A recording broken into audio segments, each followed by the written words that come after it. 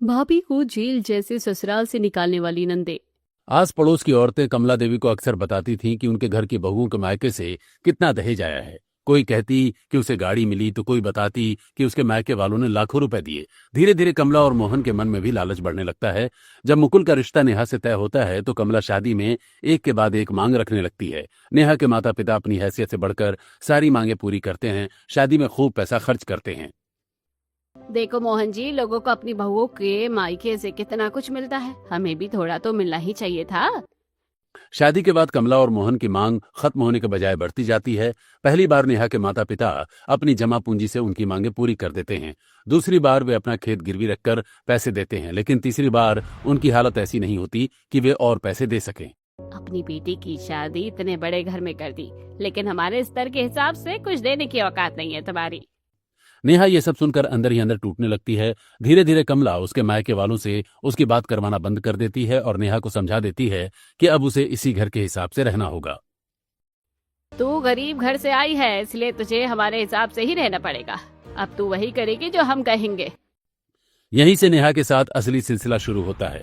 मुकुल नौकरी की वजह से बेंगलुरु में रहता है। चारों ननद विदेश में रहती हैं। घर में नेहा सुबह से ही पूरे घर के काम में लगी होती है। वो झाड़ू पोछा, कपड़े, बर्तन और खाना बनाने से लेकर सारा काम अकेले कर रही होती है। वहीं कमला देवी और मोहन जी आराम से बैठकर फोन चला रहे होते हैं। मम्मी जी, मैंने सारा काम खत्म कर दिया है। थोड़ी देर के लिए फोन दे दीजिए, मैं मम्मी से बात कर लूंगी। उनसे रोज रोज बात करने की कोई जरूरत नहीं है। पता नहीं तेरी माँ तुझे फोन पर क्या क्या सिखाती रहती है। नेहा उदास हो जाती है। उसके चेहरे पर पहले से ही कई चोटों के और हाथों पर लाल निशान दिखाई दे रहे होते हैं। लगातार तनाव और काम की वजह से उसकी आंखों के नीचे गहरे काले घेरे पड़े होते हैं। तभी पड़ोस की भाभी भी अपनी छत पर कपड़े सुखाने आती है। अरे नेहा, तू तो घर से बाहर ही नहीं निकलती। हम लोग शाम को घूमने भी जाते हैं और बाजार भी साथ में जाते हैं। तू भी आ जाना, साथ में चला करेंगे। दीदी, हाँ कभी आऊंगी, बस घर के काम से इतना टाइम नहीं मिलता। नेहा को पता नहीं होता कि नीचे खड़ी कमला देवी दोनों की सारी बातें सुन रही होती हैं। कमला देवी गुस्से से सीढ़ियां चढ़कर ऊपर आती हैं। नेहा बेटा, चल नीचे, मुझे तुझसे कुछ काम है। कमला देवी उसकी बात पर ध्यान नहीं देती। सीढ़ियों पर नेहा का पैर फिसल जाता है और वो लड़खड़ा जाती है। कमला देवी उसे ड्राइंग रूम में खड़ा कर देती हैं। तुझे तो मैं बताऊंगी, अब तू पड़ोस के लोगों से भी हमारी चुगली करेगी। मम्मी जी, ऐसा कुछ नहीं है। वो तो दीदी खुद मुझसे बात करने लगी थी, इसलिए मैंने भी बात कर ली। पड़ोस वाली औरतों से तेरा बात करने का क्या मतलब है? तू सबको ये दिखाना चाहती है कि हमने तुझे जेल में कैद करके रखा है? नहीं मम्मी जी, मेरी ऐसी कोई मंशा नहीं थी। बस चुप हो जा, मुझे तेरी सफाई सुनने की कोई जरूरत नहीं है। नेहा की आंखों से आंसू निकलने लगते हैं। इसी तरह रोज नेहा के साथ खाने को लेकर भी भेदभाव किया जाता। कमला देवी और मोहन जी साथ बैठकर ताजा खाना खाते हैं, जबकि नेहा को अक्सर बचा हुआ और बासी खाना दिया जाता है। नेहा हमेशा अकेले बैठकर खाना खाती है। एक दिन नेहा को तेज बुखार होता है और उसे दवाई लेनी होती है, इसलिए वो बाकी लोगों से पहले खाना खा लेती है। कुछ देर बाद कमला देवी वहां आती हैं। तेरी हिम्मत कैसे हुई हम लोगों से पहले खाना खाने की? तू क्या घर की लाट साहबनी है जो तू सबसे पहले खाना खाएगी? मम्मी जी, मुझे बहुत तेज बुखार था, दवाई लेनी थी इसलिए। कमला देवी गुस्से में नेहा की प्लेट उठाकर जमीन पर फेंक देती हैं। खाना फर्श पर बिखर जाता है। नेहा डर कर पीछे हट जाती है। नेहा की आंखों से आंसू बहते रहते हैं। घर में एक काम वाली भी लगी होती है, लेकिन इसके बावजूद कमला देवी घर का लगभग सारा काम नेहा से ही करवाती होती हैं। तभी मुकुल का फोन कमला देवी के फोन पर आता है। मम्मी, नेहा कहाँ है? वो मेरा फोन क्यों नहीं उठा रही है? अरे बेटा, उसका फोन पानी में गिर गया था, इसलिए खराब हो गया। अब तुझे जो बात करनी हो मेरे फोन से ही कर लिया कर। अच्छा ठीक है मम्मी, उससे बात करवा दो। कमला देवी फोन को स्पीकर पर रख देती हैं और नेहा को अपने पास बुला लेती हैं। नेहा डरते हुए कमला देवी के सामने आकर खड़ी हो जाती है। नेहा, तुम कैसी हो? सब ठीक तो है ना? हाँ हाँ, मैं ठीक हूँ। और बताओ कैसी हो? दिन भर क्या करती रहती हो? मैं ठीक हूँ, मुझे बहुत काम है, मैं बाद में फोन करूँगी। तुम्हें तो हर वक्त काम ही रहता है। मुझसे बात करने के लिए तुम्हारे पास टाइम ही नहीं है। मैं फोन कर लेता हूँ तो ठीक है, वरना तुम तो कभी फोन ही नहीं करती। मेरे पास फोन है ही कहाँ। तो मम्मी के फोन से कर लिया करो। तुम्हें कौन सा घर में बंद करके रखा है जो फोन इस्तेमाल करने भी नहीं देते? हाँ ठीक है, मैं फोन कर लूंगी, अभी फोन रखती हूँ। नेहा फोन काटने ही वाली होती है कि कमला देवी उसका हाथ जोर से मरोड़ देती हैं। नेहा दर्द से सहम जाती है। अगर तूने किसी को कुछ बताने की कोशिश की ना तो देख लेना, तुझे बहुत कुछ भुगतना पड़ेगा, समझी? नेहा डर के मारे अपना हाथ पकड़ लेती है और चुपचाप वहां से चली जाती है। दूसरी तरफ लंदन के एक बड़े से घर के लिविंग रूम में चारों बहनें एक साथ बैठी होती हैं। उनके पति भी वहीं बैठे होते हैं। पिंटू भी खेल रहा होता है। सुनो, हम लोग इंडिया जाएंगे। हमें अपने घर गए हुए 3 साल हो गए हैं। मम्मी पापा और घर वालों की बहुत याद आती है। आखिर बार हम भैया की शादी में ही तो गए थे। हाँ ठीक है, चली जाओ और ऐसा करना, इस बार 4-5 महीने के लिए चली जाना। फिर तुम्हारा 3-4 साल का इंडिया जाने का कोटा पूरा हो जाएगा। ये बात सुनकर सभी लोग हंसने लगते हैं। हाँ ठीक है, हम तो इस बार जरूर जाएंगे। इतने साल हो गए घर को देखे हुए। नानी के घर जाएंगे। मैं भी नानी के घर जाऊंगा। चारों बहनें एक दूसरे को देखकर मुस्कुराती हैं। अगले दिन सुबह चारों बहनें चिंटू के साथ फ्लाइट में बैठ जाती हैं। कई घंटों के सफर के बाद आखिरकार वे भारत पहुंच जाती हैं। कुछ समय बाद चारों बहनें अपने घर के गेट के सामने खड़ी होती हैं। रिया घंटी बजाती है। अंदर से कमला देवी दरवाजा खोलती हैं। बेटा, तुम चारों यहाँ, तुमने बताया भी नहीं। कम से कम बता तो देती तो हम थोड़ी तैयारी करके रखते। चारों बहनें अपनी माँ के गले लग जाती हैं। कमला देवी भी अपनी बेटियों को देखकर बहुत खुश होती हैं। मम्मी, हमारा बहुत मन कर रहा था घर आने का, इसलिए हमने सोचा कि आपको सरप्राइज देते हैं। हाँ मम्मी, हम चाहते थे कि आपको अचानक देखकर हमारी खुशी भी दुगनी हो जाए। कमला देवी अपनी बेटियों को बार बार प्यार करती हैं। तभी चारों की नजर नेहा पर पड़ती है। नेहा के चेहरे की हालत देखकर चारों बहनों की मुस्कान धीरे धीरे गायब होने लगती है। उसकी आंखों के नीचे गहरे काले घेरे होते हैं। उसके हाथों और चेहरे पर चोट के पुराने निशान भी दिखाई दे रहे होते हैं। भाभी, आपको क्या हो गया? आप इतनी कमजोर कैसे हो गई हैं? हाँ भाभी, आपकी तबीयत ठीक तो है ना? आप पहले से बहुत ज्यादा कमजोर लग रही हैं। भाभी, आपके चेहरे पर ये निशान कैसे आए? दीदी, सब ठीक है, आप लोग अंदर आ जाओ ना। नेहा जल्दी से बात बदल देती है, लेकिन चारों बहनों को उसकी हालत देखकर कुछ ठीक नहीं लग रहा होता। कुछ देर बाद नेहा सबके लिए चाय और नाश्ता लेकर आती है। उसके चेहरे पर खुशी के कोई भाव नहीं होते। भाभी को क्या हो गया? ये इतनी उदास क्यों है? कोई बात हुई है क्या? हाँ भाभी, घर में कोई लड़ाई हुई थी क्या? आप हमें बता सकती हो? अरे कोई बात नहीं हुई, इसका तो 24 घंटे मुंह ऐसे ही बना रहता है। इसे किसी के आने की खुशी ही नहीं होती। नेहा अपनी सास की तरफ देखती है और फिर चुपचाप नजरें झुका लेती है। मेरी बेटियों के सामने मुझे बहुत संभल कर रहना होगा। अगर इन्हें पता चल गया कि मैं नेहा के साथ क्या करती हूँ तो ये मुझे कभी माफ नहीं करेगी। अब जो करना होगा इनके सामने नहीं, चुपके से करना होगा। चारों बहनें एक दूसरे का चेहरा देखने लगती हैं। अगले दिन से चारों नंदें घर में रहने लगती हैं। शुरुआत में सब कुछ सामान्य लगता है कि घर में काम वाली होने के बावजूद नेहा सुबह से रात तक काम करती रहती है। क्या चारों नंदें अभी भाभी को उस जेल जैसे ससुराल से बाहर निकाल पाती? एक दिन दोपहर के समय नेहा के पेट में तेज दर्द हो रहा होता है। वो दर्द सहते हुए रसोई में खाना बना रही होती है। उसके चेहरे पर परेशानी साफ दिखाई दे रही होती है। भाभी, आपको क्या हुआ? आपका चेहरा इतना उतरा हुआ क्यों है? कुछ नहीं दीदी, बस थोड़ा पेट में दर्द है। खाना बना रही हूँ, बन जाएगा तो आराम कर लूंगी। नेहा की बात सुनकर शिल्पा उसे कुछ देर देखती रहती है। कुछ देर बाद नेहा खाना बनाने के बाद सबको खाना परोसती है, लेकिन खुद सबसे आखिर में एक कोने में बैठकर खाना खाती है। भाभी, आप सबसे बाद में क्यों खाना खाती हो? सबको खाना खिलाने के बाद आप ही बची हुई थाली लेकर बैठती हो। दीदी, ऐसी कोई बात नहीं है, पहले घर के सभी लोगों को खिला देती हूँ, फिर मैं खा लेती हूँ। चारों नंदे एक दूसरे का चेहरा देखने लगती हैं। उन्हें धीरे धीरे एहसास होने लगता है। एक दिन चारों बहनें कमला देवी के पास बैठी होती हैं। मम्मी, घर में काम वाली होने के बावजूद भी आप भाभी से इतना काम क्यों करवाती हो? अरे ये इस घर की बहू है, अगर ये काम नहीं संभालेगी और जिम्मेदारी नहीं उठाएगी तो कौन उठाएगा? काम वाली आजकल हर घर में लगी होती है, वो तो बस छोटी मोटी मदद करती है। तो मम्मी, फिर आप उसे हर महीने 5,000 रुपए क्यों दे रही हो? तुम अपने घर से मतलब रखो। अब मेरे घर में दखल अंदाजी करने की कोई जरूरत नहीं है। मुझे पता है मेरा घर मुझे कैसे चलाना है और कैसे नहीं। कमला देवी की बात सुनकर चारों बहनें चुप हो जाती हैं। उसके बाद भी चारों बहनें देखती रहती हैं कि उन्हें घर में किसी भी चीज के लिए रोक टोक नहीं होती। वे अपनी मर्जी से बाहर घूमने जाती हैं, शॉपिंग करती हैं और दोस्तों से मिलती हैं, लेकिन नेहा को इन सब चीजों की इजाजत नहीं होती। एक दिन चारों नंदें नेहा के कमरे में बैठी होती हैं। भाभी, आप ये सारी बातें भैया को बताती हो जो भी आपके साथ इस घर में होता है? दीदी, इसमें बताने वाली कौन सी बात है? घर के छोटे मोटे काम है वो तो मैं कर ही लेती हूँ। भाभी, भैया को घर की एक एक बात पता होनी चाहिए। आप दोनों पति पत्नी हो, एक दूसरे से सब कुछ शेयर किया करो। प्रियंका की बात सुनकर नेहा की आंखें नम हो जाती हैं। शादी के कुछ ही दिन बाद कमला देवी ने नेहा का फोन अपने हाथ में ले लिया था और उसे स्विच ऑफ करके अपने पास रख लिया था। आज से तुझे फोन रखने की कोई जरूरत नहीं है। जब किसी से बात करनी होगी मेरे फोन से करेगी। एक दिन मौका देखकर नेहा ने कमला देवी के फोन से मुकुल को चुपके से फोन किया था। नेहा कांपती आवाज में अपने साथ हो रही सारी बातें बतानी शुरू की थी।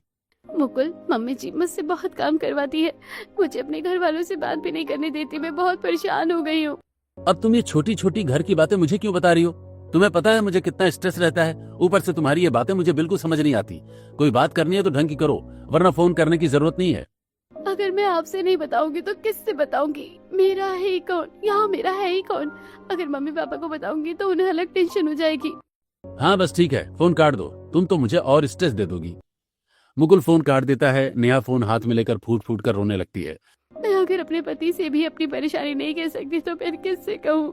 उस दिन कमला देवी को पता चल जाता है कि नेहा ने मुकुल से अकेले में बात की है। इसके बाद वो नेहा को कभी भी अकेले फोन पर बात करने की इजाजत नहीं देती। मुकुल का फोन आने पर कमला देवी हमेशा स्पीकर ऑन करके नेहा के सामने बैठती और तब तक वही रहती जब तक फोन नहीं कट जाता। नेहा अपनी आंखों से आंसू पोंछती है और चारों नंदों से बात बदलने की कोशिश करती है। दीदी ऐसी कोई बात नहीं है, सब कुछ ठीक है। आपको कोई गलतफहमी हो रही है। चारों बहनें नेहा की बात मानने की कोशिश करती हैं। अगले दिन चारों नंदें शॉपिंग करने के लिए बाहर निकलती हैं। रास्ते में मोहल्ले की कुछ महिलाएं उन्हें पहचान लेती हैं। अरे शिल्पा, तुम चारों तो बहुत दिनों बाद आई हो। कितने साल हो गए तुम्हें यहाँ देखे हुए? आंटी जी, हमें भी अपने घर की बहुत याद आ रही थी। 3 साल बाद आए ना। देखो, जब से तुम लोग विदेश गई हो ना, तुम्हारा घर तो बिल्कुल सूना सूना हो गया है। और तुम्हारी भाभी तो घर से बाहर ही नहीं निकलती, बस अंदर ही बैठी रहती है जैसे कोई मूर्ति हो। चारों बहनें एक दूसरे की तरफ देखने लगती हैं। उनके चेहरे पर शर्मिंदगी और चिंता साफ दिखाई देती है। हाँ आंटी जी, भाभी को शायद बाहर जाने का इतना शौक नहीं है। चारों बहनें वहां से आगे बढ़ जाती हैं। घर वापस आने के बाद नंद नेहा के पास बैठती है। भाभी, आप तो घर से बिल्कुल भी बाहर नहीं निकलती हो। जब हम यहाँ रहते थे पूरा मोहल्ला में जानता था, लेकिन यहाँ तो आपको कोई जानता तक नहीं है। हाँ दीदी, मेरा बाहर जाने का मन नहीं करता। नेहा की बात सुनते ही कमला देवी दूर से ये सब सुन लेती हैं। अच्छा, तो अब ये मेरी बेटियों को मेरे खिलाफ करना चाहती है। इसे तो मैं बताती हूँ। कमला देवी कुछ देर बाद अपने कमरे में जाती हैं और फिर सामान्य आवाज में नेहा को बुलाती हैं। नेहा बेटा, मैं अंदर आ जाऊँ? हाँ मम्मी, आ जाओ। इसमें पूछने वाली क्या बात है? नेहा बेटा, इधर आना, कुछ काम है? नेहा डरते हुए कमला देवी के पीछे पीछे उसके कमरे में चली जाती है। कमला देवी कमरे का दरवाजा बंद कर देती हैं। तेरी हिम्मत कैसे हुई मेरी बेटी के सामने ये सब बताने की? तू चाहती है ना कि मेरी बेटियां मुझसे दूर हो जाए? मम्मी जी, मैंने किसी को कुछ नहीं बताया। मैं तो बस दीदी के सवाल के जवाब दे रही थी। तुझे क्या लगता है मेरी बेटियां तुझे बचा लेंगी? ऐसा कुछ नहीं होने वाला। मम्मी जी, मुझे छोड़ दीजिए, मैंने किसी को कुछ नहीं बताया। मेरे सिर में बहुत तेज दर्द हो रहा है। कमला देवी गुस्से से कमरे से बाहर चली जाती हैं। नेहा अपने घुटनों पर सिर रखकर रोने लगती है। कुछ देर बाद नेहा अपने आंसू पोंछती है और एक दिन दोपहर के समय नेहा घर के गार्डन में अकेली बैठी होती है। उसे अपने मायके के पुराने दिन याद आने लगते हैं। नेहा अपने मायके में बहुत आजाद जिंदगी जीती होती है। वो बिना किसी डर के अपनी सहेलियों के साथ बाहर घूमने चली जाती है। कभी बाजार में शॉपिंग करती, कभी अपनी सहेलियों के साथ स्ट्रीट फूड खाने बैठ जाती और कभी घंटों अपने दोस्तों के साथ बातें करती रहती थी। नेहा को अपने माता पिता के साथ बिताया हुआ समय भी बहुत याद आता है। एक बार उसके मम्मी पापा उसे मनाली घुमाने लेकर गए होते हैं। चारों तरफ बर्फ ही बर्फ होती है। नेहा अपने माता पिता के साथ बर्फ में खेल रही होती है और तीनों एक दूसरे पर बर्फ फेंक कर खूब हंस रहे होते हैं। मम्मी पापा देखो, मैं आप दोनों को बर्फ में गिरा दूंगी। उसके माता पिता भी हंसते हुए नेहा के ऊपर बर्फ डालने लगते हैं। एक दिन नेहा की जिंदगी के सबसे खूबसूरत दिनों में से एक होता है। शादी के बाद तो जैसे मेरी सारी आजादी खत्म हो गई है। ना मैं अपनी मर्जी से कहीं जा सकती हूँ, ना किसी से बात कर सकती हूँ। पहले मेरी जिंदगी कितनी अलग थी और अब जेल जैसी। दूसरी तरफ नेहा के माता पिता को भी अपनी बेटी की चिंता लगी रहती है। कई बार जब वे नेहा से मिलने उसके ससुराल आते हैं और बाहर से दरवाजा बंद कर देती है, फिर खुद बाहर आकर अपने पिता से बातें करती रहती है। बहन जी, नेहा दिखाई नहीं दे रही, हम उससे मिल लेते तो अच्छा रहता। अरे भाई साहब, वो तो हमारे बेटे मुकुल के साथ बैंगलोर में ही है, अगले महीने आएगी। अच्छा चलो, अगर हमारी बेटी खुश है तो हमें इससे ज्यादा और कुछ नहीं चाहिए। नेहा के माता पिता कमला देवी की बात पर विश्वास कर लेते। जब भी नेहा अपनी माँ से बात करने के लिए कमला देवी से फोन मांगती, कमला देवी कोई न कोई बहाना बना देती। मम्मी जी, मेरी मम्मी आई है, मैं उनसे थोड़ी देर बात कर लूं? अभी रहने दे, मेरी बेटी आई हुई है और मुझे उसकी खातिरदारी करनी है। अपने माँ बाप से कुछ दिन बात नहीं करेगी तो वो मन नहीं जाएंगे। इस तरह धीरे धीरे नेहा का अपने माता पिता से संपर्क लगभग खत्म हो जाता है। वो अपने आंसू पोंछने की कोशिश कर रही होती है, तभी दरवाजे के पास से गुजर रही उसकी नंदे की नजर नेहा पर पड़ जाती है। भाभी हमारे घर में खुश नहीं है। जब देखो बेचारी रोती रहती है। उनके शरीर पर कितने अलग अलग निशान हैं। ऐसा लगता है जैसे कोई उन्हें परेशान बहुत करता है, लेकिन ऐसा कौन कर सकता है? घर में तो हम सब हैं, भाभी को आखिर कौन इतना परेशान कर रहा है? दोनों बहनें एक दूसरे को देखकर चुप हो जाती हैं। अगले दिन चिंटू पूरे घर में उछल कूद कर रहा होता है। वहीं नेहा अपने कमरे में अकेली बैठी होती है। उसकी आंखों से आंसू निकल रहे होते। वो अपनी डायरी खोलती है और उसमें अपने मन की सारी बातें लिखने लगती है। मम्मी पापा, आप मुझसे और नहीं सहा जाएगा। मैं अपनी जिंदगी खत्म करना चाहती हूँ। मैं बहुत परेशान हो गई हूँ। ये घर नई जेल है। मेरा यहाँ दम घुटता है। मुझे समझ नहीं आ रहा कि मैं क्या करूँ। मैं आप लोगों से बात भी नहीं कर पा रही हूँ, इसलिए मैंने अपना आखिरी फैसला ले लिया है। नेहा अपनी डायरी बंद करती है और उसमें पेन फंसा देती है। फिर वो बाथरूम चली जाती है। उसी समय चिंटू कमरे में आ जाता है। उसकी नजर नेहा की डायरी पर पड़ती है। वो डायरी उठा लेता है। मामी मुझे पकड़ो, मैंने आपकी डायरी ले ली। नेहा बाथरूम से बाहर आती है और चिंटू को डायरी लेकर भागते हुए देख लेती है। चिंटू, मेरी डायरी वापस करो। चिंटू हंसता हुआ अपने कमरे में चला जाता है और दरवाजा बंद कर लेता है। तभी एक नंद वहां आती है। चिंटू, ये किसकी डायरी लेकर घूम रहे हो? ऐसे किसी को परेशान नहीं करते। मम्मी मैं तो मामी के साथ प्रैंक कर रहा हूँ। लो मम्मी, अब आप दे दो मामी को। रिया डायरी लेकर नेहा के कमरे की तरफ जाने लगती है। तभी अचानक डायरी उसके हाथ से नीचे जमीन पर गिर जाती है। डायरी खुल जाती है। रिया डायरी उठाने के लिए नीचे झुकती है, लेकिन जैसे ही उसकी नजर खुले हुए पन्ने पर पड़ती है, उसके चेहरे के भाव अचानक बदल जाते हैं। वो सब पढ़ लेती है। क्या भाभी इतनी परेशान है? मम्मी पापा उन्हें इतना टॉर्चर करते हैं और वो इतने समय से अकेले ये सब झेल रही है। रिया तुरंत उसके आंसू पोंछ लेती है। वो तुरंत डायरी बंद करती है और खुद को सामान्य करने की कोशिश करती है। तभी नेहा घबराई हुई उसके सामने आ जाती है। दीदी, मेरी डायरी चिंटू लेकर भाग गया था। हे भगवान, कुछ पढ़ा ना हो बस। हाँ भाभी, कोई बात नहीं, मैंने कुछ नहीं पढ़ा। थैंक यू दीदी। नेहा डायरी लेकर अपने कमरे में चली जाती है। रिया तुरंत तीनों बहनों के पास जाती है। उसके चेहरे पर चिंता साफ दिखाई दे रही होती है। चारों बहनें कमरे में बैठती हैं। रिया दरवाजा लॉक कर देती है। चारों बेड पर बैठ जाती हैं। रिया की आंखों में आंसू होते हैं। क्या हुआ रिया? तूने हमें इतनी जल्दी क्यों यहाँ बुलाया?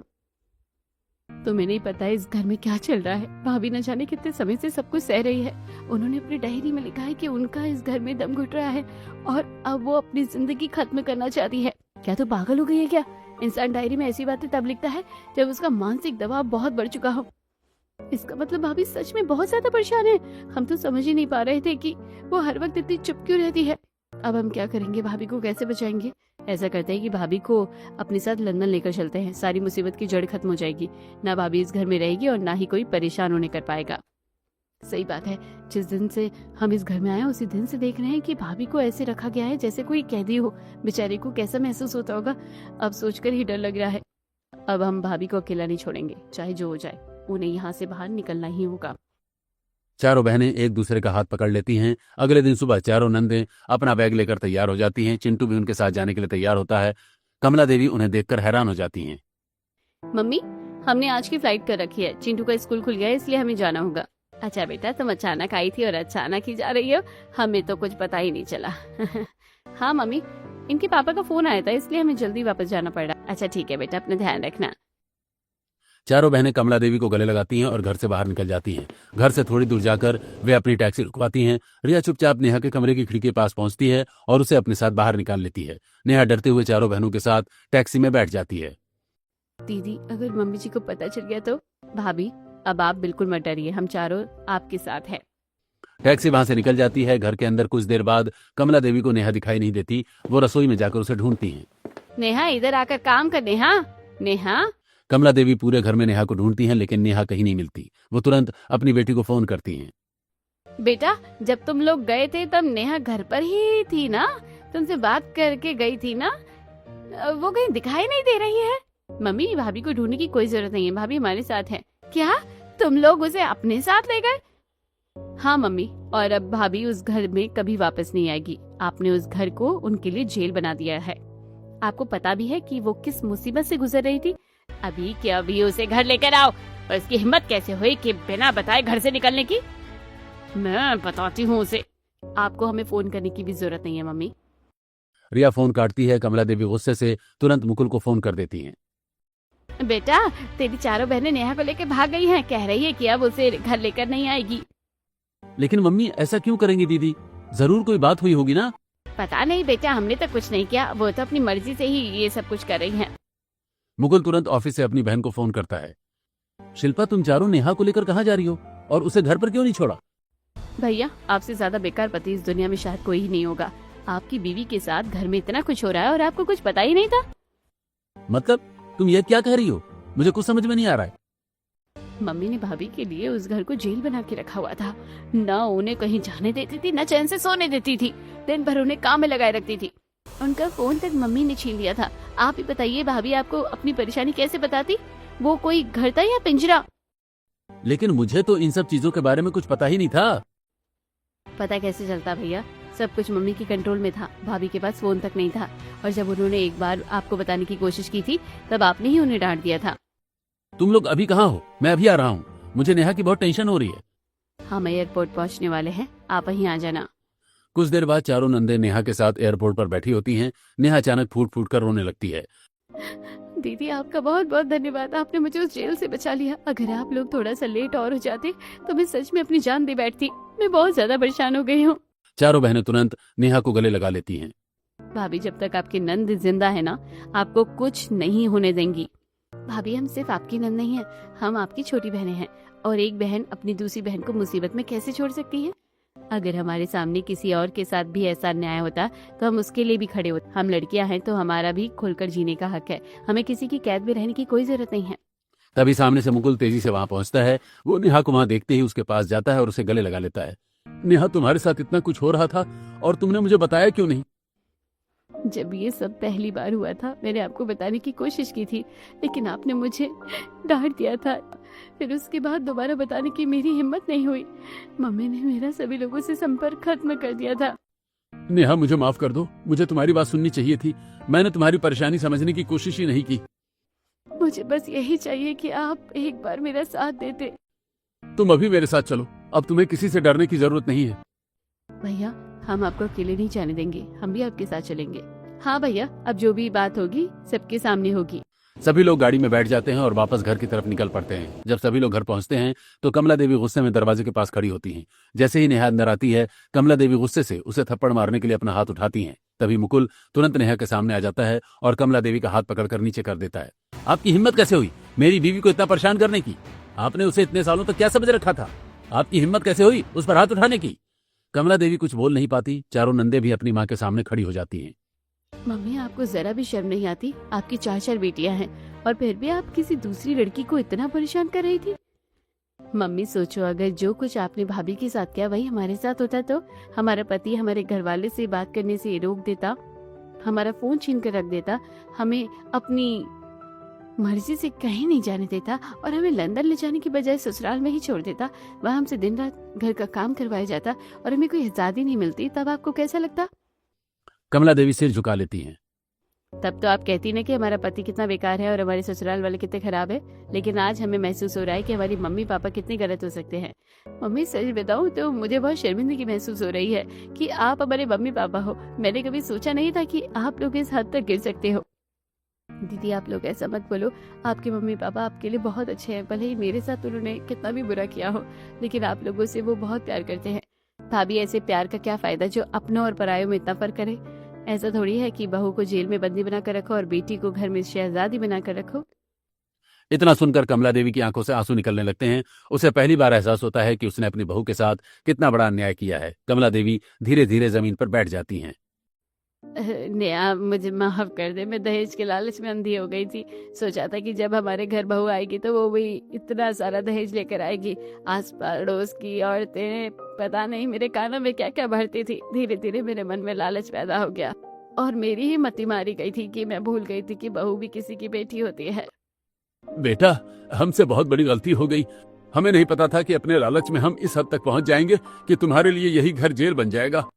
मम्मी, हमारे ससुराल वालों ने तो हमसे कभी दहेज की मांग नहीं की। उन्होंने हमें रानी बनाकर रखा है। हमें किसी चीज की कमी नहीं है। कम से कम आपको इतना तो समझना चाहिए था कि जब आपकी चारों बेटियां अपने ससुराल में खुश है तो आपको भी अपनी बहू को खुश रखना चाहिए। आपने तो उसके साथ नौकरानी से भी बदतर व्यवहार किया है। और 1-2 बार तो भाभी के मायके वालों ने आपकी मांग पूरी की भी थी, फिर भी आपका दहेज का लालच खत्म नहीं हुआ, बल्कि आपने उसी के बाद भाभी को और ज्यादा परेशान करना शुरू कर दिया। मुझे माफ कर देना नेहा, मैं दूसरों की बातों में आकर अंधी हो गई थी। अगर तुझे कुछ हो जाता ना तो आज हम खुद को कभी माफ नहीं कर पाते। बेटा, हमें माफ कर दो। हमने तुम्हें बहू नहीं अपने घर का हिस्सा समझने के बजाय तुम्हारे साथ बहुत गलत किया। कमला देवी और मोहन जी नेहा के सामने हाथ जोड़कर माफी मांगते रहते हैं। नेहा की आंखों से भी आंसू होते हैं। वो आगे बढ़कर दोनों को उठाती है। आप लोग ऐसा मत कीजिए, आप मेरे माता पिता के समान हो। मुझे जो हुआ मैं सब बोलना चाहती हूँ। मैं आप दोनों को माफ करती हूँ। नेहा कमला देवी और मोहन जी को गले लगा लेती है। मुझे माफ कर दे बेटा, मैं वादा करती हूँ कि अब मैं कभी किसी बहू के साथ ऐसा नहीं होने दूंगी। ठीक है, तुमने माफ कर दिया, लेकिन मैं नहीं कर पाऊंगा। अब मैं अपनी बीवी को अपने साथ बेंगलुरु लेकर जा रहा हूँ। वो अब यहाँ नहीं रहेगी। हाँ भैया, ये बिल्कुल सही फैसला है। भाभी को अब अपने पति के साथ अपनी जिंदगी नई शुरू से शुरू करनी चाहिए। मुकुल नेहा का हाथ पकड़ लेता है। चारों नंदे भी अपनी भाभी को गले लगा लेती हैं। भाभी, अब आप कभी खुद को अकेला मत समझना। दीदी, आप लोगों ने मेरे लिए जो किया है मैं जिंदगी भर नहीं भूलूंगी। कुछ समय बाद मुकुल नेहा को अपने साथ बेंगलुरु लेकर चला जाता है। वहीं चारों नंदी भी चिंटू के साथ अपनी फ्लाइट पकड़कर लंदन वापस चली जाती हैं। बेंगलुरु पहुंचने के बाद मुकुल नेहा के लिए एक छोटा लेकिन बेहद खूबसूरत घर तैयार करता है। अब नेहा पर कोई रोक टोक नहीं होती। वो जब चाहे अपनी माँ से बात करती, जब चाहे बाहर जाती और अपने मन का खाना बनाती। मुकुल भी घर के कामों में उसका हाथ बटाता है। एक शाम नेहा बालकनी में बैठी चाय पी रही होती है। नेहा, आज ऑफिस से जल्दी आ गया, चलो आज बाहर डिनर करने चलते हैं। सच में? लेकिन घर का खाना तो बना हुआ है। वो बाद में खा लेंगे, अभी तुम्हें किसी से पूछकर जिंदगी नहीं जीनी है। मुकुल की बात सुनकर नेहा मुस्कुरा देती है। उसकी आंखों में आंसू होते हैं। मुकुल, आज मुझे पहली बार लग रहा है कि मैं सच में उस जेल से बाहर आ गई हूँ। आज पहली बार मैं राहत की सांस ले पा रही हूँ। मुझे लगता है कि मेरी जिंदगी कभी नहीं बदलेगी। तुम्हारी जिंदगी बदलने में देर हुई, लेकिन अब इसे दोबारा कभी किसी को खराब नहीं करने दूंगा। मुझे भी माफ कर देना कि मैं तुम्हारी बात पहले नहीं समझ पाया।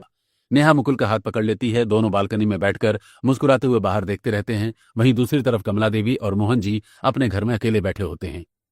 मोहन जी, हमने कितना गलत कर दिया। जिस बहू को बेटी की तरह रखना चाहिए था, उसी की जिंदगी हमने मुश्किल बना दी। हाँ कमला, अब हमें अपनी गलती समझ आ गई है। अब इस घर में कभी किसी के साथ ऐसा नहीं होगा। कमला देवी आंखों से आंसू पोंछ लेती हैं। अगर आपका घर भी ऐसा ही जेल बन जाए तो क्या जिंदगी खत्म करना सही रास्ता होगा, या फिर हिम्मत करके उस माहौल से बाहर निकलना?